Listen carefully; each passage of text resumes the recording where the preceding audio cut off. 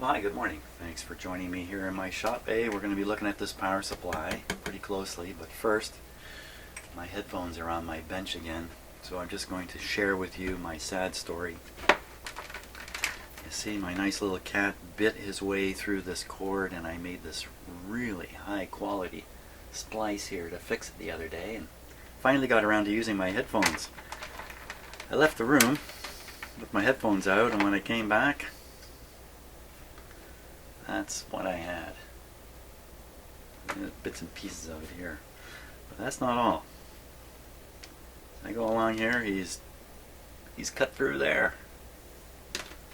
And more places. Oh my gosh. And it's all because, and you know, these are fantastic headphones, by the way. These are Sennheiser headphones. These are wonderful. 201S. I'm not trying to promote them. I bought these at a yard sale for, I won't even tell you what I paid because you'll break down and cry. These are fantastic headphones, except this wonderful rubber cord is really chewy. I mean, I want to chew on it, for crying out loud. So anyway, that's how my day started. Actually, that's how my day ended yesterday. Now, so this is the power supply that goes with the rest of the radio, which did not work when I tried it out. I'm really quite unconvinced there's anything wrong anywhere other than some little minor thing that may have not been quite right when I tried the radio out. So I'm suspicious there's really nothing wrong with this radio. Tested all the tubes, kind of a wild time testing them, but nevertheless I'm convinced all the tubes are quite operable too.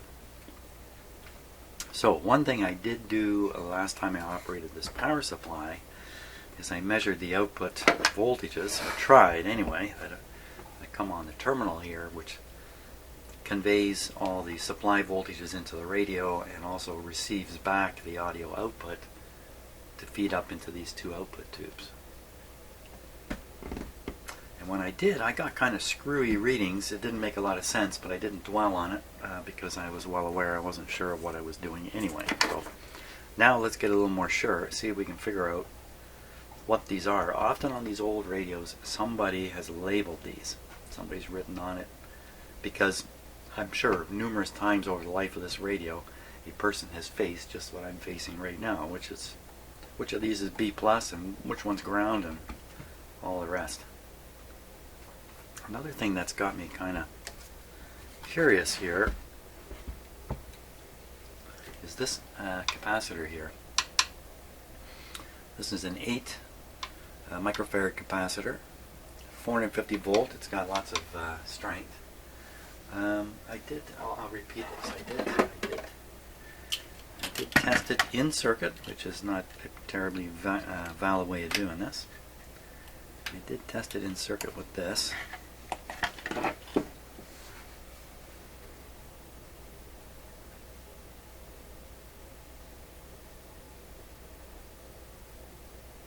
Microfarads.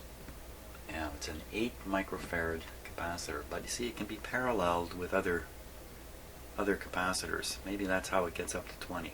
I don't think so, because there's no, as far as I know, there's no other capacitors in this set that are big enough to come up to 20. And it's got a V loss. This is a number I don't fully understand. 3.2%. That sounds like a high number to me. So I'm a little suspicious about this capacitor, but not terribly suspicious about it. I mean, look at everything else. You wanna? It's like walking into a room full of old people and picking out the 20-year-old and saying, "Are you feeling okay?" Doesn't quite make sense. So you see some unusual components in here, unusual by certainly modern standards, and that's all these wire-wound resistive elements, let's call them. You can almost see a pattern in here. There's one here, one here, one here. That's a pattern. Something else to notice are these two large resistors, high wattage resistors. This one is connected to this point, which is the center point between this wire wound resistive element and this one. You'll see on the circuit diagram when we go to look at it. I want you to be able to recognize these things when we go to look at it. This one is also connected to the center post on this resistive thing and this one too. So this resistor is kind of connected to both of these. This one I'm not sure what it's connected to. This capacitor, the negative lead of it, which would normally indicate, which good chance it would indicate chassis ground or ground, goes to this lug, which is under this screw, and I'm sure this screw bolts into the case. So this is chassis ground here. Here's the positive side. We can kind of guess this is the output side. This is the B plus output side. Okay, so over here we see a lot of new wires of varying sorts also. All these new wires are going up into the rebuilt or replaced power transformer up above here. You see them all disappearing up through here. Lots of these wires are original though, especially when you get over to this side. Up through here is what I believe is a big capacitor. Frankly, I don't really know for sure what's inside this can. And I don't think I'm going to get it open to look inside. I believe capacitors are inside this big can. There's the wires going up into it. They're all original. So lots of original wiring in this area. So obviously these were forced to be replaced because the transformer was replaced and the like. So there's some color coding in the wires here. For instance, these two yellow ones, they travel up to where the rectifier tube is. Rectifier tube socket's just up in here.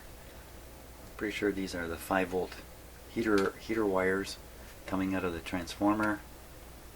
Run the filament on the number 80 rectifier tube. Okay, so that's kind of a look at the parts that are in here, roughly. We'll take a look at the schematic now. I'll see if I can talk my way through it. Let's see.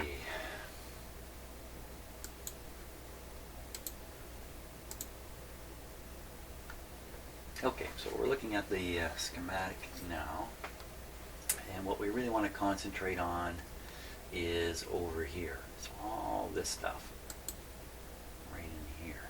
Now, you see how they've done the schematic with this sort of separation here?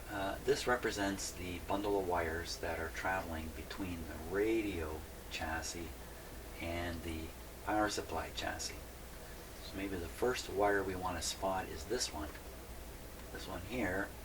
It's just going from the chassis ground to the chassis ground. So the two metal chassis of the radio and the power supply are tied together, and this is a pin. We can find this on that connector. That's one done. Okie doke. Now,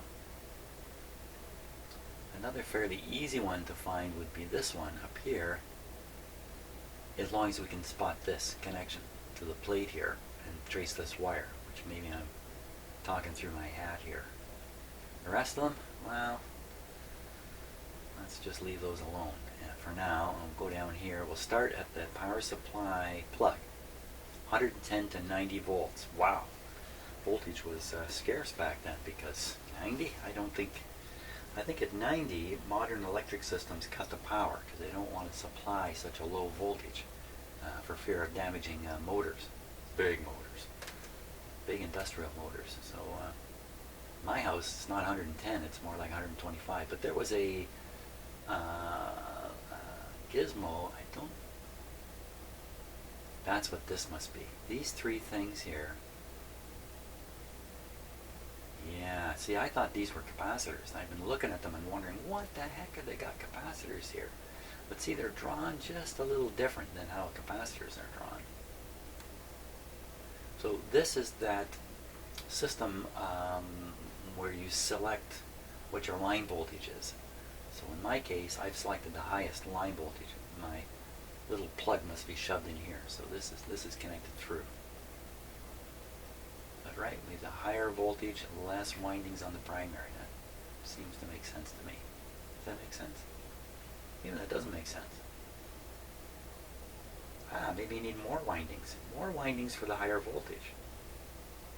Well, it doesn't really matter. One way or another, a certain number of turns are selected by this little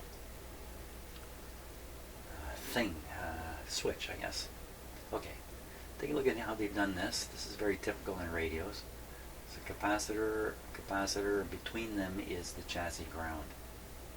Otherwise, there is no connection between the 110 incoming supply and anything but the primary side of this. And look at this, dynamic speaker. This kind of blew me away. Now this radio doesn't have a dynamic speaker. It's using a permanent magnet type speaker. It doesn't require this connection. But if you had a speaker, now dynamic. Well, maybe I'm wrong in this, but I believe what this is, this will go to the field coil of a speaker that does not have a permanent magnet. And all it is a connection right across the line. That kind of floored me. I just kind of thought you couldn't be putting AC through the electromagnet on the back of a speaker where you're going to be listening to 60 cycles come out of it. I don't know, kind of mystery, but it doesn't matter for this radio anyway. So that's the primary, pretty simple stuff. Now we'll get on the secondary side. Look, there's 1, 2, 3, 4, 5 windings. Holy smokes. Let's start on this side. We have a winding coming out. And we have this, you're going to see this over and over. A resistor to a resistor. That's one of those wire wound things that I was pointing out. One here, and one here. 3 double element wire wound resistors. And look, very similar. Off the center, between the two of them, comes a third resistor. That's one of those big fat guys I was pointing to, and it goes to the chassis. So what's going on here? Here's the same arrangement again. So we have the winding, supply, 2 resistors in series. Between them, a tap, another resistor to the chassis. And see this one over here, it's kind of sharing that resistor to the chassis deal. This resistor was a wire wound one. So this, I believe, is a technique for grounding or supplying some kind of ground reference to these lines, and without, can we say, unbalancing them. So there's as much ground on this one as there is on this one. It's kind of a stupid way of saying it. But I think this is all about making this connection without introducing a hum. So all these, if you follow down here, let's say you go up to this tube, you see there's a heater, no cathode shown. If you look at this tube, you can see there's a cathode. A separately heated cathode, which is the normal way of doing things today. Or maybe not today, but in the 30s going forward, most tubes had separate cathodes. And the heaters were insulated away from them. But not here. These 3 tubes, the cathode is the heater. So if you're feeding this with AC, well, don't you get a hum through here? And, I don't know the answer to that question, but I think a lot of it has to do with how these are done. This is all about keeping hum from getting out of these heaters and getting into the radio. I believe. I don't know. Don't quote me. Nobody quote me. Nobody quote me. So, a lot of these windings are just for heaters. So let's see. This heater right on this heater line with the other 3 tubes here. Capacitors out here, probably draining off any RF or something like that. But this tube gets its own heater winding. Why exactly? I don't know. Could be a different voltage. Yeah, it could be I can't remember. And okay, back to the power supply now. for me to test this power supply, well, yeah, a little bit more. Here's a inductor. I cannot find this in the power supply. This is a choke coil in the power supply. So you see, here's a filter capacitor here and a filter capacitor here. This is number 102. This is number 103. If we look in the list, 102, 103, filter condenser, 2 and a 4. 2 and a 4, but what's in there is 1/8. 1/8 microfarad, that blue one. So it's either paralleling here or paralleling here. Where this is, I don't know. Is that in that can that I think is capacitors? I don't know. So perhaps the solution here was small capacitor, inductor, small capacitor gives you a nice filter, or just throw in a big fat capacitor over here. I don't know. I don't know why there's an 8. The guy who did the work probably had an 8 and nothing else. So now up here are the output tubes. Might as well take a look at them since we've gone this far. Where's the speaker connections? Right here. So that 97 is the speaker. So here we have a tapped primary because we're running push-pull here, which really floored me that somebody at this point in time had figured out push-pull. First time I learned about it, I thought it was almost a miracle that you could slice the signal into the upper half, lower half, amplify upper half, lower half separately, and then put them back together in a transformer and have that come out in the speaker and sound fine. That just blew me away. So, but of course it's done all the time in modern radios. Now here's the heaters here for the 71s. That's the output tubes. Here's another one of these grounding deals. They have their own winding.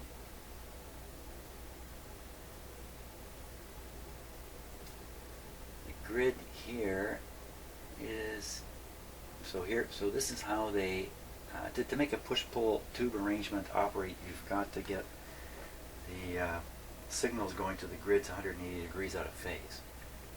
And that's done really simply here with this transformer. And this is the input side of the transformer, and so here's where the output is coming from the radio, from the last radio tube.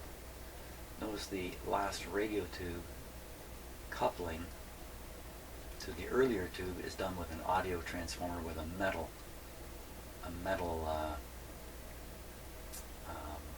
core. These are metal core, metal core, metal core. Of course, the power transformer has a metal core.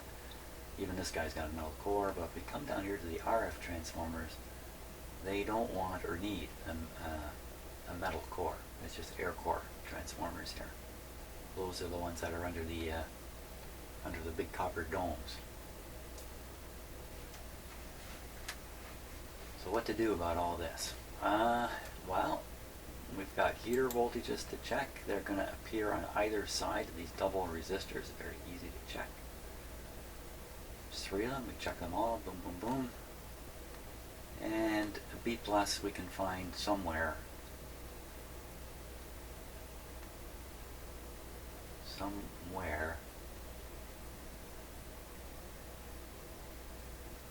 Well, maybe right off the top of that blue capacitor, the positive side of it. Okay, that's what it boils down to.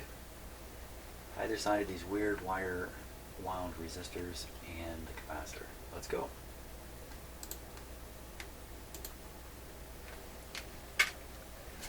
Okay, so either side of these wire wound resistors, the 3 different heater feeds into the radio.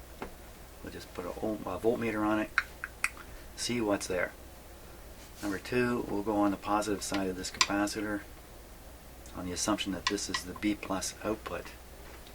No load on the power supply, so all these voltages could be a little high, what they would be normally. Now, one of the suggestions I got, and maybe I overlooked this, is that the first time I ran the radio, I kept it on on a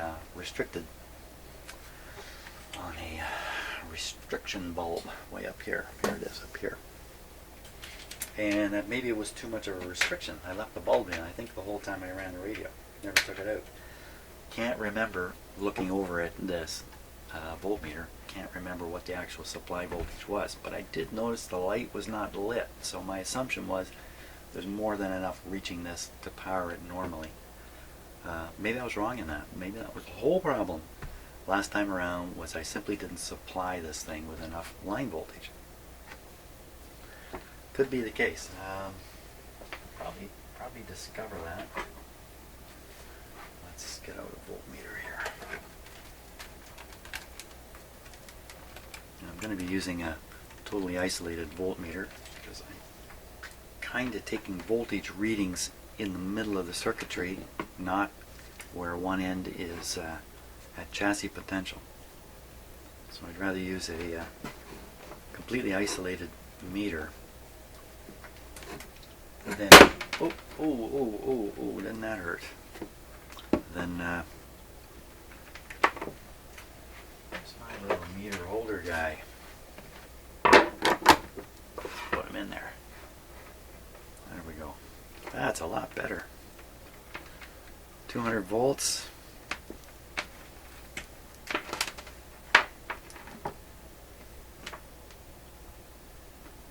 Now I've got this tipped on its side, and some of these tubes are not good to operate on their sides.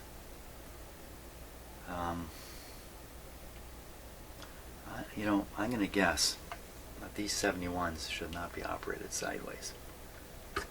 And the reason is quite simple. When you heat them up, the filament net becomes, it gets longer and looser. And it can drop. Gravity can take action on it. I think taking these out won't have any effect on the power supply itself, other than to remove load from the filament supply to those two tubes. Okay, so we're on DC here, so the first thing we're going to do is check the capacitor. It's plugged in, and I am going to run it on the restriction light here. Here we go. Okay, so that light just barely came on. I can actually see the element is ever so slightly red. So I don't think that, but line voltage. There's what it actually is, 103. So we're a little low. It is a little low. Yes, the light here is bright this time. When I had this on the radio, the light was very, very dull. Okay. B plus. Didn't I do this before? I think I did this before, and it was almost 400. Yeah. Whew. That's lots. Now, can we find that on this plug here?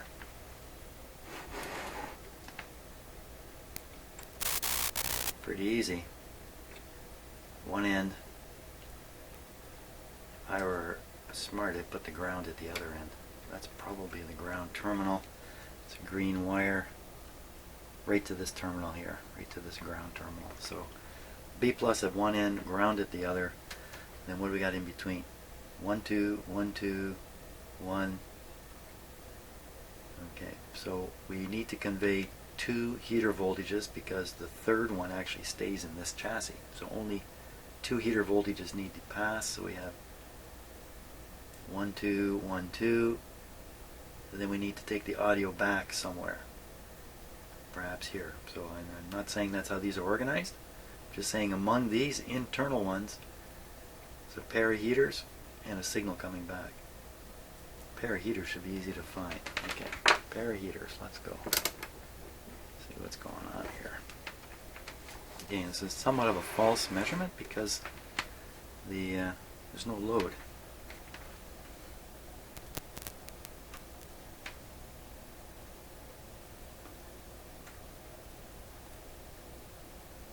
So there's 1 1.5 volts.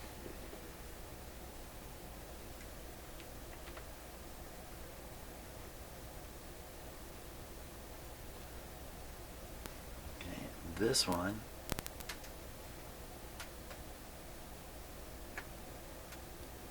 $2 volts. I think this one has to be 5 volts. A little low.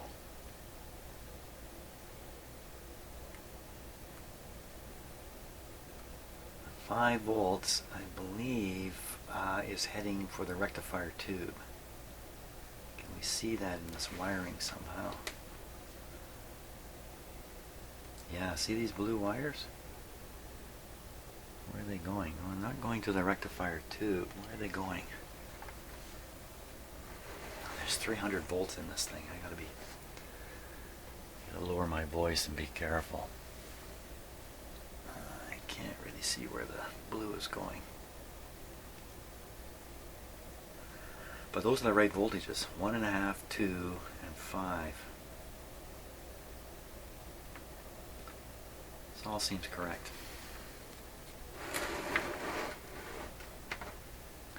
Okay, let's see if we can find them here. Ground, B plus.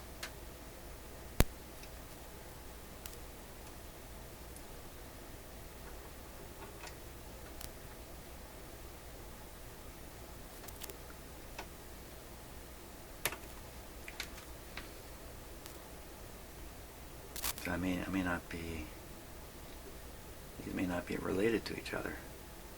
For all I know, I'm just assuming these are coming in pairs. Let's try this down here. Okay, I think that's the. Why is it so wonky?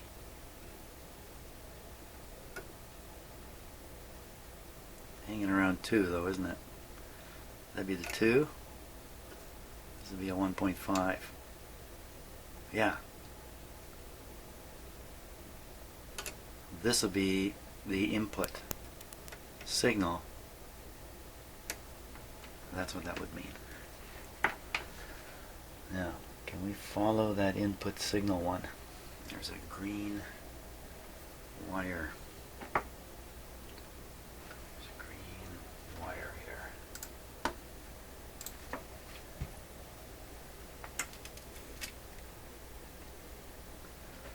Okay, so I think there's 2 wires.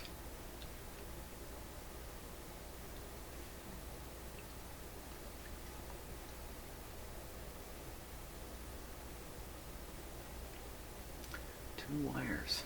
Okay, so one is a green one.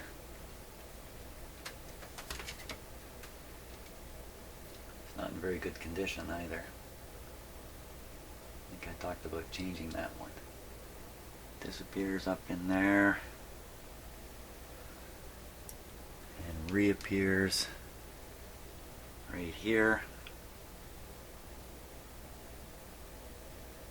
and carries on. There it is. I just want to make sure I'm not. There it is. It's at the end of this resistor. I think.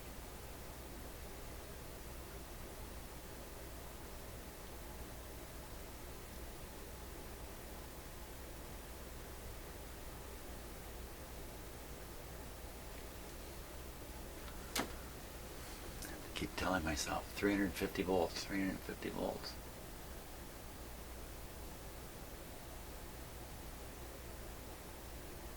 That's quite the ugly connection. What's it connecting to? Maybe that's a terminal strip under there? I think that's what that is. There's a flathead screw holding one end. There's a rivet on the other end. Whole pile of stuff kind of clunkily soldered there. And then this one's pretty clunky too. So this is basically a connection point for the green wire connecting to this resistor, which connects to I don't know what.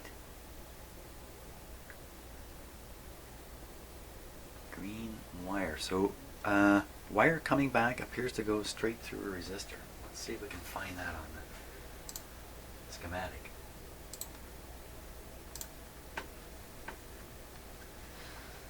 Wire that comes back, and all it does is go into a resistor. Look at this one. So when you connect here, no, that's not the right kind of resistor. That's one of those wire ones. Can't be that. Can't be this. Can't be that. Can't be this. Can't be any of these. Can't be anything. Can't be.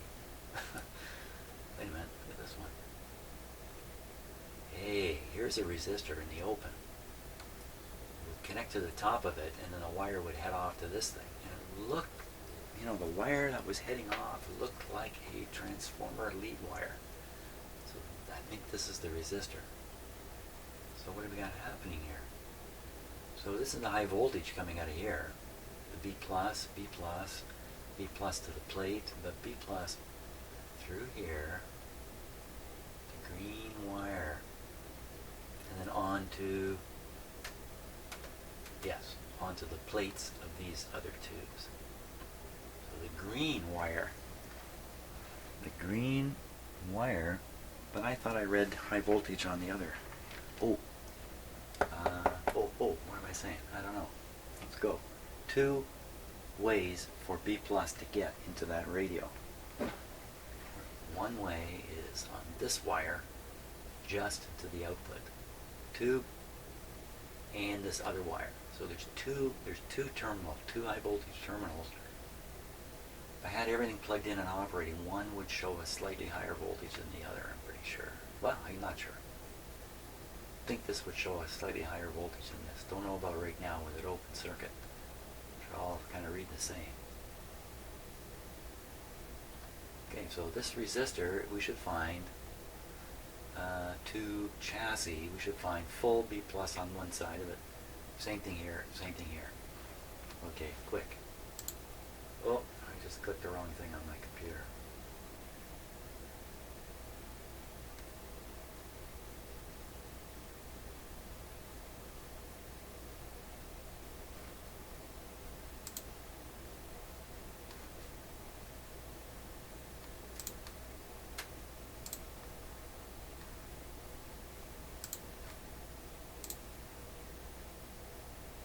Okay, let's take a look now.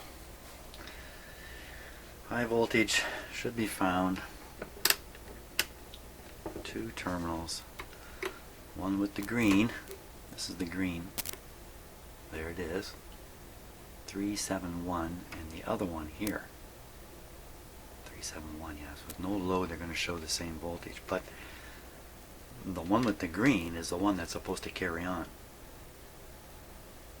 into the radio. Why would the other one be up here too?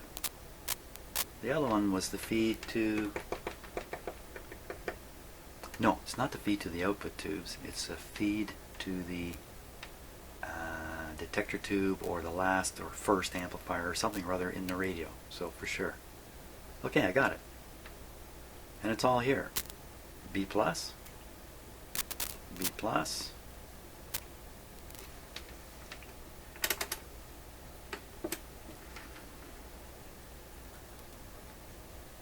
filament, 2 volt filament. These things may not be making good connection. Maybe that's what went wrong. Because I have trouble with 1.5 and the ground. Got it. I got it. I got it. Now before I mess up, I should put something here to mark the high voltage. What interesting little thing have I got here to mark the high voltage?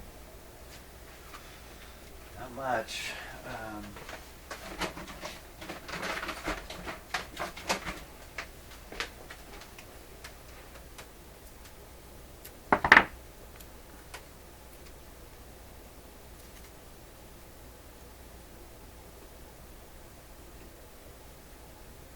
Just so I know which end has the high voltage.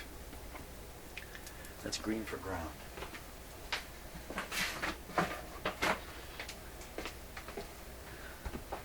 Great, I think we got plug the radio back in and check it out once again. It should work.